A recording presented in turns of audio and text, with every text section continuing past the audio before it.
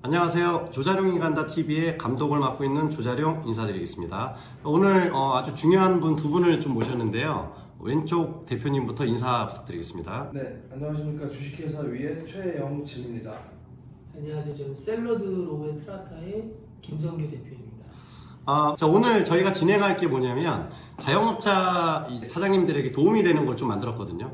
그래서 오늘은 직원관리편. 우리가 창업을 하고 3년 만에 90%가 폐업을 한다고 하잖아요. 근데 실질적으로 90% 중에 재미난 사실은 40% 이상이 직원들 때문에 폐업을 한대요.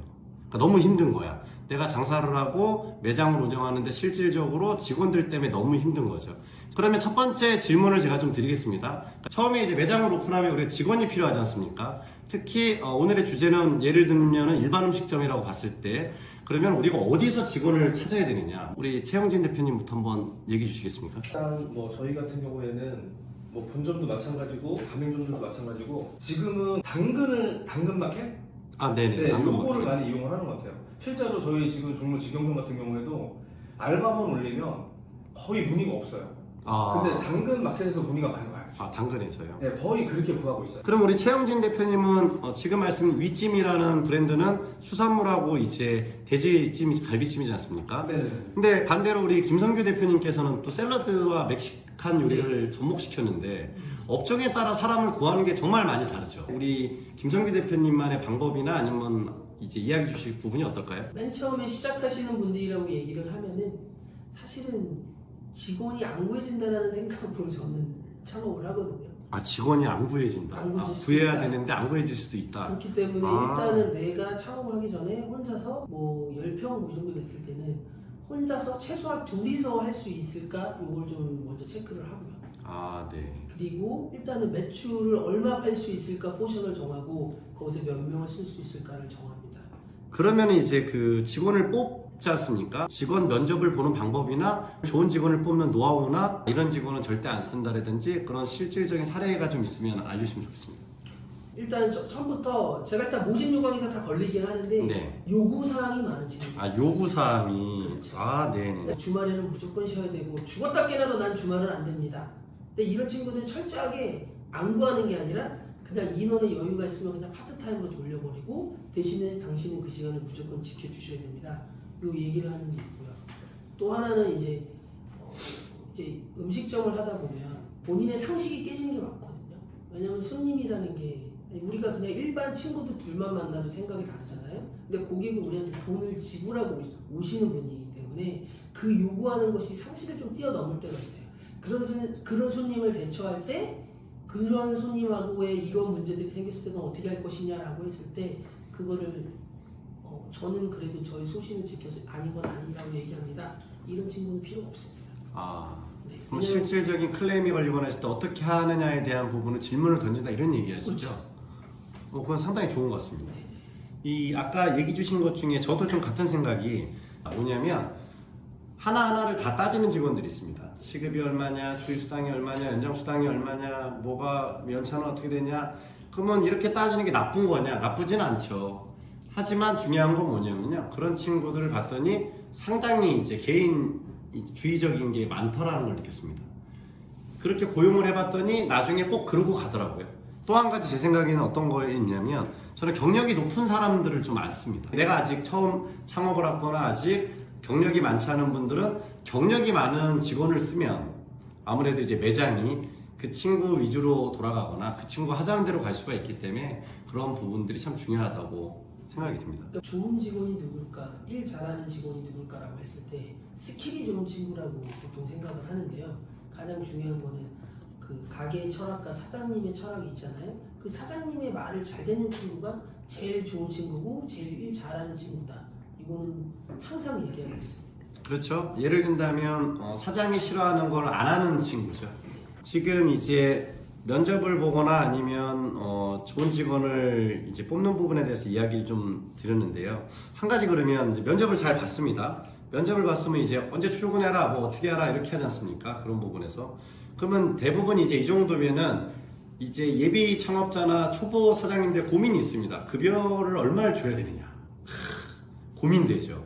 두 대표님들은 애초에 그런 급여안이나 이런 게 정해져 있죠. 우리 최영진 대표님 어떠신가요? 얘기 있으신가요? 솔직히 지금 최저시급 주는데 서울에서는 거의 없다고 봐요. 저는. 네네. 무조건 그 이상 주죠 지금. 그 이상을 줘도 사람이 안 구해지는 게 현실이고요. 기본적으로 알바 같은 경우는 시급 13,000원. 아, 그럼 주휴수당은 어떻게 별도인가요? 계약서를 쓸 때 주휴수당을 포함해서 그렇게 줄 것인가, 아니면은 예를 들어서 시급 11,000원에 주휴수당을 별도로 줄 것인가. 근데 13,000원에 준하는 시급을 준다는 얘기죠. 아, 그러면 13,000원이면은 14,000원이 됐던 주휴수당을 포함된 거를 계산해 준다 이런 네, 얘기죠. 그러면은 아까 우리 최영진 대표님 얘기한 것처럼 정직원들은 어떤가요?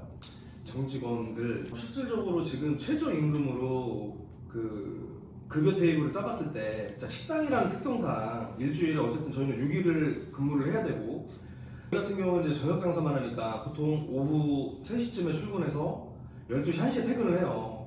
그러면 하루 근무하는 시간이 10시간 정도가 되잖아요. 10시간 정도였을 때 최저시급으로 타임테이블을 짜보면 대략적으로 한 350 정도가 나와요. 법적으로. 예. 11시간. 그러면 350에서 그 위에 급여를 올려주는 형태는 어떻게 하고 계시나요? 이거는 뭐 제가 뭐 매장뿐만이 아니라 급여를 올려준다는 게 참 민감한 문제예요. 이게 왜 그러냐면 직원이 예를 들어서 A부터 예를 들어서 뭐 한 8명이 있는데 한 사람의 급여를 올려주려면 나머지 7명도 분명히 고려를 해야 되거든요. 네, 맞습니다. 예. 그러니까 이게 아무리 이 사람이 일을 잘하니까 설득을 하려고 해도 받아들이는 사람은 그렇지 않거든요. 그래서 저는 좀 어떤 식으로 하냐면 급여는 기본으로 책정을 해놓고 차라리 인센티브를 좀 주는 편입니다. 아, 인센티브를. 네, 그러니까 예를 들어서 인센티브를 주는 이유가 있나요? 급여보다? 급여보다 주는 이유? 네. 일을 잘하면 주는 거죠. 아, 그리고 또 혹은 책임 있는 자리에 있으면 더 주죠. 저는 지금 말씀하신 거에서 이렇게도 생각을 했거든요. 급여를 계속 올려주면 사실은 퇴직금이라든지 여러 가지 세금이 올라가잖아요. 그죠? 물론 그것도 맞는 말인데 저는 그렇게는 생각하지 않습니다. 왜냐면 저는 이 사람이 하는 만큼 준다고 생각을 하지 그거를 뭐 그게 올라간다고 해가지고 이게 아깝다는 생각은 안 하고요. 자, 그러면 또 우리 김성규 대표님 샐러드로 트라타에는 과연 어떤 식으로 급여 체계가 짜여져 있을까요? 알바부터 가볼까요? 뭐 저희 알바는 예를 들어서 뭐 시급이 뭐 9,000원이다. 그럼 그냥 10,000원에 주휴수당 계산해서 뭐 그게 1,500원이 된다. 그러면 그냥 1,500원 쭉 갑니다. 뭐 다른 분들 보면 막 시간 쪼개가지고 막 하는데 그건 너무 불필요하고 저희 일에는 좀 스킬이 좀 필요하기 때문에 알바들도 충분히 직원만큼 하는 친구들도 많거든요. 그래서 저는 주휴수당 포함해서 그렇게 드리고 있습니다. 주휴수당 포함해서 된 가격들을 지금 한 12,000원 주고 있습니다. 12,000원 정도. 네. 그러면 이제 2024년이니까 더 올라가는 상황인가요? 뭐 그만큼만 더 주고 있습니다. 아, 알바는. 그렇죠. 그러면은 우리 김성규 대표님은 직원들은 어떻게 좀 세팅을 하나요? 저희는 250을 넘지 않습니다. 250을 넘지 않나요? 초창기. 그러면은 근무 시간이 그만큼 적은 건가요? 뭐 적법정 근로시간은 지금 270시간. 법정 근로시간. 그게 270시간, 280시간. 자, 이제 또 하나 중요한 얘기를 좀 해볼게요. 자, 이번은 급여 처리 방법. 과연 우리 대표님들은 올해 장사를 해보신 대표님들은 어떤 식으로 처리를 하고 있느냐? 4대 보험이냐? 아니면 다른 방법이냐? 이런 부분이 조금 궁금한데 우리 윗짐의 최영진 대표님은 어떤 형태로 진행을 하고 계신가요? 일단 저희는 직영점도 다 법인을 운영하기 때문에 저희 같은 경우는 뭐 일단은 그 법인세 비용 좀 줄이기 위해서 뭐 이런 여러 가지 뭐 창업기업 혜택부터 시작해서 벤처기업 이런 걸 받아놨어요. 그래서 법인세 이제 10%니까 50% 감면이 되니까 일단 좀 그런 관점에서 봐야 될 것 같고, 근데 뭐 기본적인 거는 개인 사업자든 뭐 법인 사업자든 간에 그러니까 저 같은 경우에는 무조건 저는 4대 보험으로 갑니다. 이제 그러면 우리 최영진 대표님은 전 직원이 다 4대 보험을 든다. 알바 빼고는 다 4대 보험을 들죠. 알바는 어떻게 처리하나요? 알바는 4대 보험을 그러니까 4대 보험을 드는 친구들도 있고 아니면 일용직 처리하는 경우도 있어요. 알바를 일용직으로 한다는 건 3.3% 얘기하시는 거죠? 결국에는 뭐 그런 꼴이라고 보셔야죠. 3.3%로 처리를 한다. 그러니까 이게 왜 그렇게 되냐면 실질적으로 본인들이 이렇게 원하는 친구도 있어요. 왜냐면 4대 보험을 띄면 아무래도 뭐 건강보험 띄고 뭐 그런 거 연금 띄고 하면은 많이 띄잖아요. 이제 그런 게 싫어가지고 3.3%만 띄고 받으시는 분들도 있고, 근데 결국에는 제가 보기에는 나중에 소득세 어차피 내긴 내야 되는 부분이거든요. 근데 이제 그건 본인의 선택인 것 같아요. 자, 우리 김성규 대표님한테 여쭙게요. 우리 직원들을 4대 보험 처리하거나 3.3% 하거나 기타적으로 처리하거나 이런 부분에 대한 하시는 방법과 노하우가 좀 있는지 좀 있는 그대로 오픈해 주시면. 노하우는 아니고 그냥 현실이죠. 사실 4대 보험이라는 게 좀 잘못된 그 직원분들이 모르는 게 뭐냐면 예를 들어서 뭐 200만 원을 받는다. 그러니까 본인들한테 20만 원 떼니까 싫잖아요. 네, 또 맞습니다. 사장님 20만 원 더 내요.